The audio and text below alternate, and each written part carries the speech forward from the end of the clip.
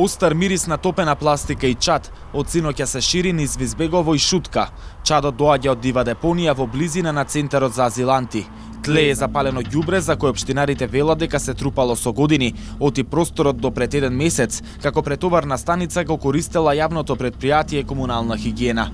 На барање на општината го отстапиле просторот, но натрупаното ѓубре го оставиле, а синоќа некој го потпалил, па чат имаше и денес. Одговорните од општина Шуто-Оризари од утрово се на терен. Го собираат ѓубрето за кое велат дека ќе го однесат во депонијата Дрисла, а просторот ќе го уредат и ќе забранат фрлање на отпад.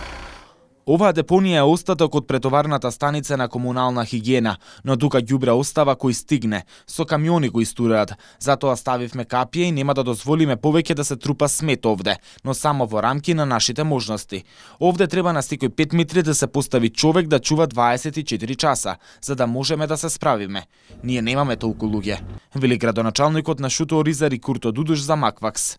Тој не сакаше да зборува пред камера, но ја следеше акцијата за расчистување на депонијата. Се пожали дека откако тие ја преземале одговорноста, ѓубре се остави на други локации во околината.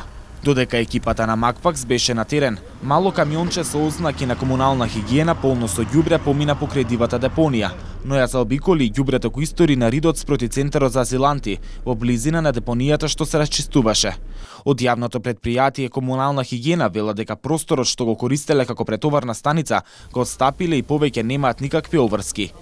Од синоќа, кога почнала да чади депонијата, жителите од околните куќи на социјалните мрежи се жалат дека морале да ги евакуираат децата поради остриот мирис. Велат дека не е прв пат да чади депонијата, која многу често ја гаснали и пожарникари. Општинарите велат дека не повикале пожарна, оти тие излегле на терен да го соберат ѓубрето.